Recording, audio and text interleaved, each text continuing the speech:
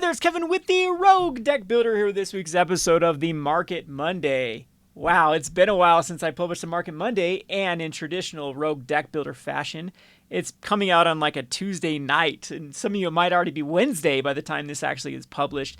I apologize. Busy, excuses. I try to do better on repeat. Yeah. We get the gist. So I'm getting some content out there, pushing it out there. Hope you enjoy this video.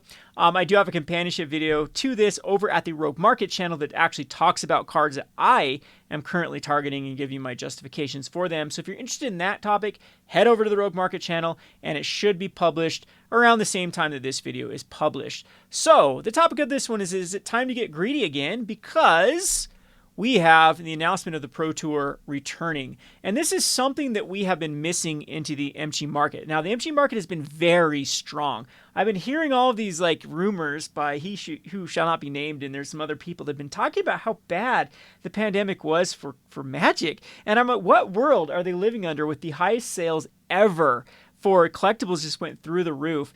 And the main we just saw all the sealed prices just go through the roof for everything that was older, and some of these other sets too, like Time Spell Remastered and Modern Masters and Commander Legends and Modern Horizons or Ultimate Masters. Those things like Double Masters, those things sold through the roof.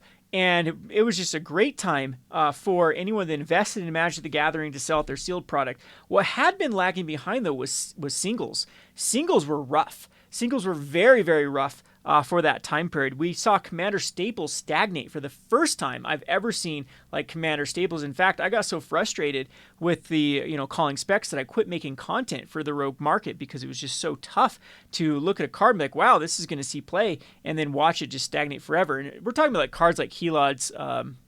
Here's an example. This is a card that I picked, Heliod's Intervention, that I thought would start to go up in price. I know it's just from Theros Beyond Death, wasn't that long ago. And so I called this card as a card that I'm like, wow, this is just duh. This card's going to start moving. It's going to start moving. And it never did during this. Where is this stupid thing? There we go. It stays stagnant. And then now it started to go back up. And it's had a little bit of price correction because I think someone did do a little bit of buyout here. But we are starting to see a lot of movement again for the especially the Commander Staples and just singles in general. And so what I'm thinking now is with the announcement of the Pro Tour and with more in-store play, people are getting back to their playing Commander decks, or they're not. We just had Kitchen Table that was really the backbone of just people that were bored, and Kitchen Table that was the backbone of the sales for during the whole pandemic era. And now we're transitioning back into the normal. Now there's a couple things that could go wrong because Wizard Coast did overprint, and I'm thinking that we are still relapsing. Everyone is just still hung over from the amount of products that they put out in 2021 and even 2020. And even into 2022 now, they've announced a ton of new products there, and just hung over from the amount of product out there. And there is also the factor in that people got a lot of free money, and gamers especially aren't the smartest and wisest people with their money. And once they got those $1,400 paychecks, it went all to Magic the Gathering. And that has also dried up too, which I think that actually might affect singles in a positive way because there will be less money going towards sealed. And it seems to be that sort of type of people that buy the sealed product and crack it. We have $1,400. We just saw those mass box openings. People were just like cracking all these older boxes and buying up all the double masters and cracking it and seeing what they can get. At my store, that's what it was. We did sell singles quite decently during the kind of the pandemic era of things, but we definitely sold way more sealed product, and then we'd get more cards in through trades than we'd ever had during the history of when I've been running this store. And so I think that we're going to start to see kind of the pendulum swing back the other way, where now people that are starting to build their decks for these in store. What I really like about how they're doing the Pro Tour is going to be regional and local is how it starts. And so you're going to be playing at these regional qualifiers, local qualifiers, the way it should be this entire time, where they really need to cultivate the scenes at the community level. And then I think you really start to see the cards flowing, because a lot of people don't have aspirations for just being the best in the world. They just want to be the best at their store. And then you start to see the arms race happen at local stores. That in my history of Magic, that was probably the most beautiful time was Return to Ravnica, when it was just so there's just so much energy in the room when they started to do these Pro Tour invites rather than just having one per state. They started giving out more of them so the stores could do them more often. And then you had the PPTQs, and you started to have all these rivalries between stores and even rivalries between people in and at your local game stores. And you had a lot of Grand Prix going, and people were wearing their team shirts at Grand Prix. The energy was just another time than we see now, with when Wizards just tried to move towards Arena, which has been a kind of a disaster now, and really catering towards the kitchen table player. So it looks like Wizards is starting to say, hey, let's go back to our enfranchised player. Let's go back to our competitive player. Let's go back to the people that like to play competitively at local game stores, and really starting to give them something to shoot for. And I mean, last time we saw that around, that was when fetch lands went through the roof. That's when modern staples went through the roof. And so I think we're in a very interesting time now for Magic the Gathering singles market, for having a big recovery in that demographic with the modern, pioneers, and standards.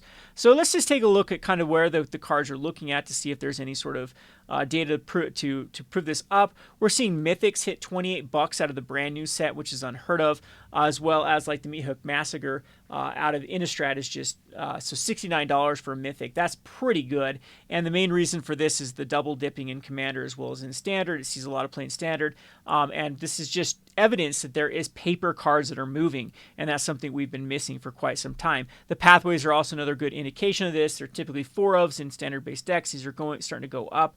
All the lands are also starting to go up. Like $6.50 for an in-store standard. That's like what Shocks were at. And Shocks have a lot more utility outside of just standard, and I know these do as well. But I mean, Shocks, the full fetch Shock is going to be something that's more highly desired any day over something like a Pathway. So this is really, really good data for cards like Clearwater Pathway and other of these type cards, especially with how many of these were printed. This is not a Zendikar. This is a set that was opened up like crazy.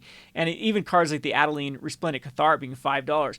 We've been what was it, like a year ago, I was saying that rares are the new uncommons, that it's been very tough to see a card go up to $5, even a rare, and this is saw heavy commander play, and we're starting to see now, nope, this is casual and competitive, are starting to actually kind of front the bill for these singles. Martial of the Worldly Light, another good example. I know this is a commander card too, but that's typically what we're seeing with these cards that are starting to hold these high price tags, is they're seeing this play in both commander and in the current standard or modern or pioneer environments. If we go over to the modern cards too, they seem to be faring well. There was a long time period here that was only commander cards were showing up, and we are seeing mainly commander cards this week as well, like Vorinclex, Ulamog, Doubling Cube, Thorn of the Amethyst. That's more of a competitive cards. But yeah, these are mainly casual cards. But we have seen like a resurgence in modern and in pioneer. Like we head over to pioneer. This is where we start to see a lot of the stuff that is going up in value, like Mana Confluence is a Pioneer staple. It's also a Commander staple. There is decks that run Temple Trespass at the moment. The Spiral of Canal is going back up. Steam Vents. These are cards that do see play in the Pioneer format. We are, though, still seeing a lot of these cards that are in the Commander, just specifically in Commander. But if you go down in the ones in the weekly changes, we have Wunoda and Arclight Phoenix that have had huge moves, and these are basically people preparing for the Pro Tour, because Wunoda is a Tier 1 deck, Arclight Phoenix is a tier 1 deck. It's been a while since we've seen a $12 jump in a Mythic, just based on competitive play or anticipation for competitive play. It's also very interesting to see Arclight Phoenix, because this did have a couple reprints, I do believe. I know it was in the Challenger deck, and this is nice to start to see these type of cards go up. Again, this was Pioneer was something that was just a joke for quite some time, as this whole, if you went over to Goldfish and just clicked on this metric, it was just commander cards, commander. You see things like the 8th Flux Reservoir or the Smothering Tide, or the Anointed Procession that would go up week by week, and you wouldn't see these competitive cards. So yeah, it's very, very interesting time. The best way, of course, I'm going to kind of keep this video short and sweet because I did a longer video over at the Rogue Market. But the best thing, of course, is to be looking at the Pioneer metagame and trying to find little exploits of cards that have less supply than what the decks are going to be looking for. So something like going over here, let's just take like an Is It Phoenix. I think a good card would be something like Thing of the Ice that's never had a reprint. I don't believe, does this one have a mystery? No, it didn't. So like this is one that if people still decide to build this way, if Phoenix is something you think is going to be played, this is probably an undervalued card. That is something you could easily spec into, because it's been stagnant here at this price for quite some time. It hasn't had the huge price increase. did a little bit here, but since the announcement, it really hasn't had a lot of price increase. You can always start to look at like Card Kingdom. What's it doing over at Card Kingdom? Still plenty available. What are they buying it for?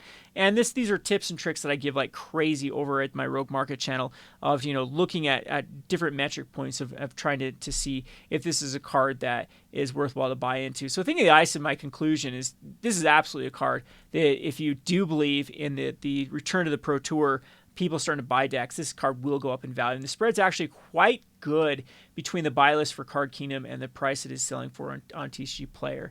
So this is just kind of how I do things over at my Rogue Market channel to kind of look at the gist of the market and decide where to go. So exciting times. Again, going to keep this short and sweet. I'll probably start doing more Market Monday videos when I have more topic to go off of. We do have some other good things we can talk about with other set releases and stuff, and I do want to kind of revive this series. I know I sound like a broken record saying that I'm going to spend more time with my family with my channel, and I'm one of those drunken dads that keep saying they're going to change and I just revert back to my same old habits. But I do want to put some time in this channel and start getting back, especially the market side of things. I think I've missed out on a lot of opportunity.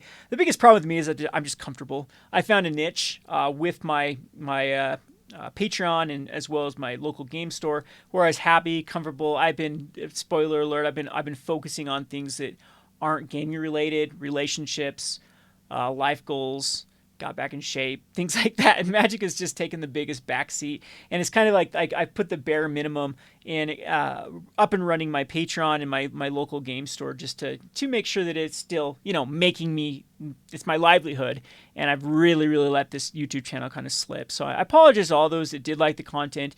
And I'm glad you have stuck around. And I don't know if I can revive this channel if I ever get back to the glory years, but I'm hoping that I can get re-energized and especially with this Pro Tour announcement and other stuff and start focusing again on the market side of things. It's always been very interesting for me to look at just the data of stuff and the what ifs, and then speculating for me and just looking at the market is definitely something that I find very, very enjoyable. Anyway, I hope you enjoyed this video. Like I said, I did put out a companionship video over at the Rogue Market channel, so I'd appreciate if you go over there, give it a like, give it a thumbs up, give it a comment, and we can get that channel kind of moving as well. Anyway, this has been Kevin with the Rogue Deck Builder. Thanks for watching.